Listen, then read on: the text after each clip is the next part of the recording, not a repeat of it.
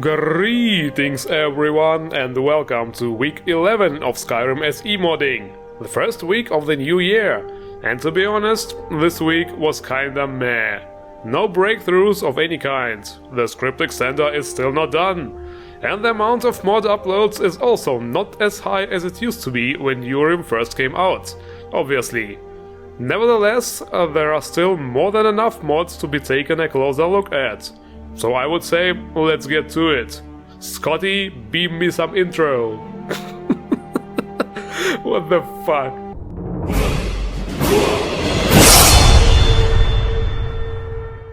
The first thing we shall check out is a mod which aims to improve the world map. But what is there to improve, you say? We already have a mod which adds nice detailed textures. Well, the mod Remove Map Camera Limits by Izig takes a little bit different approach. As the name suggests, you will have much more control in the world map menu.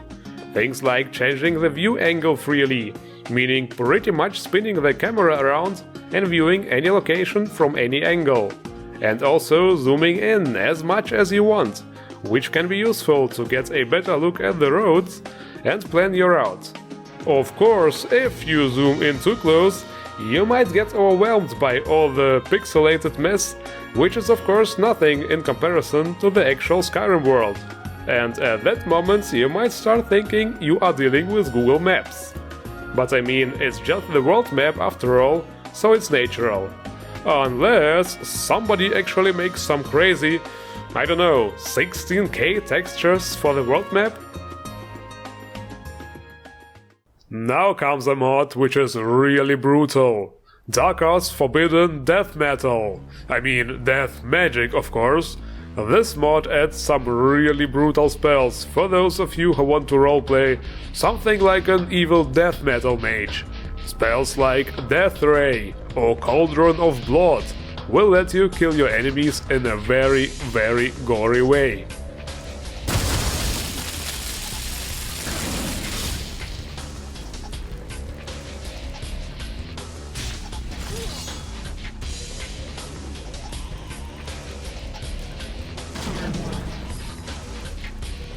There is also a spell called Blink, which lets you teleport to your target, and also a spell called Force Grip, which lets you grab your enemy Darth Vader style. Also, it should be noted that I used the cheat spells for this demonstration here. The normal ones won't kill your targets with one hit, and can be legitimately used in a playthrough. Also, the cool thing about those gory spells is that they will have different effects on different targets. Killing a mammoth, for example, will realistically leave mammoth skulls and rib cages behind. All in all, this kind of brutality reminds on Fallout games. For some reason, Bethesda decided to keep the Elder Scrolls series gore-free, but hey, that's why we have mods. The next mod is also pretty brutal. Follow Me and Swim After Me by TONYCEEDZ 2, Sands of Time team.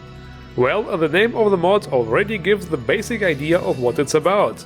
You know how in the vanilla game the enemies won't leave their cells. You can kill one, and then go through a loading door and rest before you continue the fight. Well, not with this mod. Now the enemies won't be lazy and will actually chase you, even through loading doors. The same goes for swimming as well. In the vanilla game, the enemies just keep standing on the shore should you jump into the water. But with this mod, they will keep chasing you.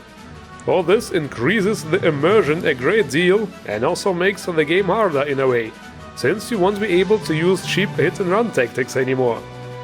If I remember correctly, this kind of stuff was actually possible in the vanilla Fallout, but for some reason the developers didn't make it possible in Skyrim.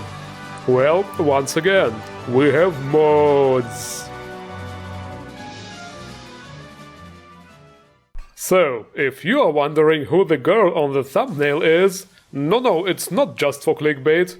Actually, that's Miraak. No, I am serious.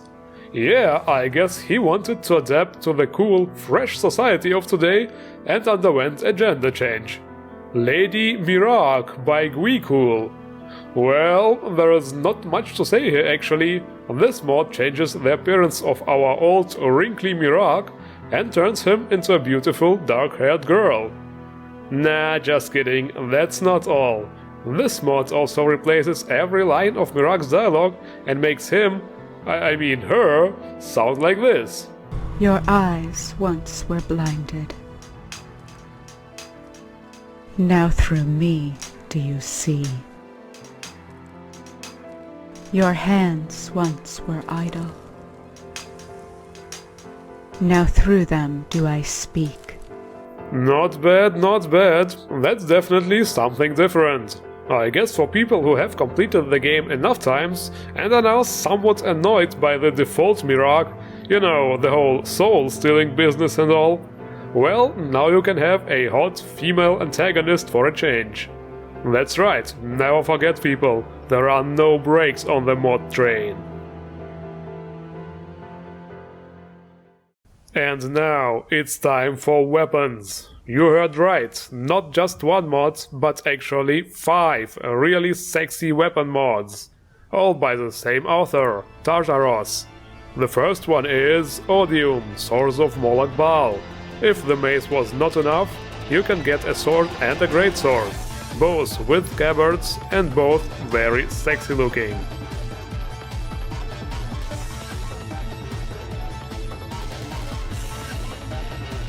The next one is Lupus, Swords of Hircine.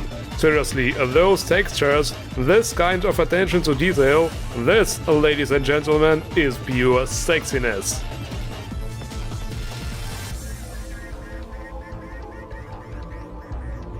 The next one is Corvus, Swords of Nocturnal. Okay, seriously now, the amount of sexiness here, if you still don't have a boner, then you're probably gay.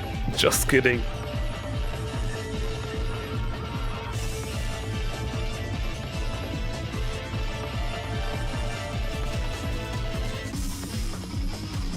And one more, Caligo, Swords of Sithis, another excellent pair of highly detailed, beautiful swords. I'm telling you guys, seeing all this, I bet even The Witcher would become jealous.